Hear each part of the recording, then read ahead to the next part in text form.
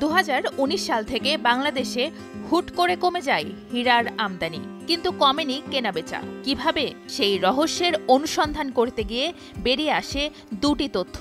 এক, স্বর্ণের মতো শুল্ক ফাঁকি দিতে চোরাই পথে ভারত থেকে হীরা আসছে। দুই, আসল হীরার নামে ক্রেতাদের হাতে তুলে দেওয়া হচ্ছে পরীক্ষাগারে তৈরি নকল হীরা। হীরার মতো দেখতে মোজানাইট কিংবা জিরকান পাথরও বিক্রি হচ্ছে আসল হীরার নামেই। সারা বিশ্বে কম দামে নকল হীরা বিক্রি হয়, বেড়েছে ল্যাবে তৈরি হীরার চাহিদা। কিন্তু যখন নকল হীরাকে আসল বলে বিক্রি করা হয়, তখনই হয় প্রতারণা। জেনে নেওয়া যাক আসল ও নকল হীরার পার্থক্য। আসল হীরা প্রচণ্ড চাপ ও তাপে কয়লা থেকে প্রাকৃতিকভাবে হীরা তৈরি হয়। বিজ্ঞানীদের ধারণা, মাটির প্রায় 150 কিলোমিটার নিচে তৈরি হীরা পৃথিবীর টেকটনিক প্লেটের নড়াচড়ায় ভূপৃষ্ঠের কাছে চলে আসে। প্রচণ্ড তাপ ও চাপেও নষ্ট হয় না হীরা। অন্য কোনো বস্তু দিয়ে এর ওপর আঁচড়ও কাটা যায় না। কিউবিক জিরকোনিয়া নকল হীরার উপকরণগুলির মধ্যে সবচেয়ে প্রচলিত জিরকোনিয়াম অক্সাইড।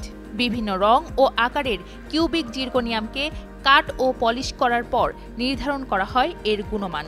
আসল হীরার সঙ্গে উচ্চমানের জিরকোনিয়ামের পার্থক্য ধরা বেশ কঠিন। ময়জানাইট এই পাথরটিও অনেকটা হীরার মতো ঝকঝকে দেখতে, তবে এটি কার্বনের পরিবর্তে সিলিকন কার্বাইড থেকে তৈরি। ময়জানাইট হীরার চেয়ে নরম, আর এতে সহজেই ঘষার দাগ ফেলা যায়। কাঁচ সীসা গ্লাস বা ক্রিস্টালের মতো উচ্চমানের কাঁচ দিয়ে তৈরি হয় নকল হীরা। এতে আলোর প্রতিফলন অনেক বেশি হয়, দেখতে ঝকঝকে হয় এবং আসল হীরার চেয়ে কম টেকসই হয়। সিনথেটিক ডায়মন্ড ল্যাবে তৈরি এই হীরাও কার্বন দিয়ে তৈরি। বৈদ্যুতিক চুল্লিতে গ্রাফাইটের ওপর প্রচণ্ড তাপ ও চাপ প্রয়োগ করা হয়। অনুঘটক হিসেবে থাকে লোহা। ঠান্ডা হওয়ার পর অ্যাসিডের সাহায্যে লোহা গলিয়ে কৃত্রিম হীরা বের করে আনা হয়। এসব হীরা দেখতে একেবারে খনিতে পাওয়া হীরার মতোই। আরও অনেক উপকরণ দিয়েই তৈরি হয় নকল হীরা। এখন কারো মনে প্রশ্ন আসতেই পারে, শখ করে কেনা ডায়মন্ডটি আসল নাকি নকল?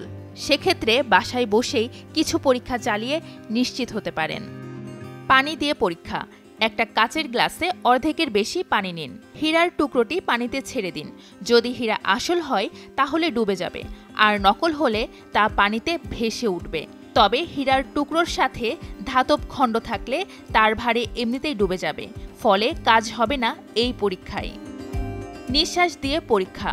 পাথরটিতে মুখের গরম বাতাস দিন। যদি ঝাপসা ভাব দ্রুত চলে যায় তাহলে তা নকল হীরা, আর আসল হীরা খুব দ্রুত পরিষ্কার হবে না। শিরীষ কাগজ দিয়ে ঘষা। হীরা বিশ্বের সবচেয়ে কঠিন বস্তু হওয়ায় কোনো কিছু দিয়ে ঘষেই এতে দাগ ফেলা যায় না, কিন্তু যদি নকল হয় তবে শিরীষ কাগজ দিয়ে ঘষলেই এতে দাগ পড়বে। প্রতিফলন। হীরা যেভাবে আলো ধরে রাখতে পারে তা কাঁচ বা জিরকোনিয়াম করতে পারে না। একটি আসল হীরা যদি পত্রিকার ওপর রাখা হয় তবে এর ভেতর দিয়ে পত্রিকার লেখা দেখা যাবে না, কিন্তু নকল হীরার মধ্যে লেখার অক্ষর দেখা যেতে পারে। আলোর প্রতিফলন।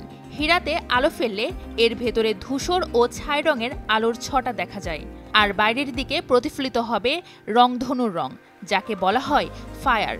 কিন্তু নকল হীরার ভেতরেই রংধনুর রং দেখতে পাওয়া যায়।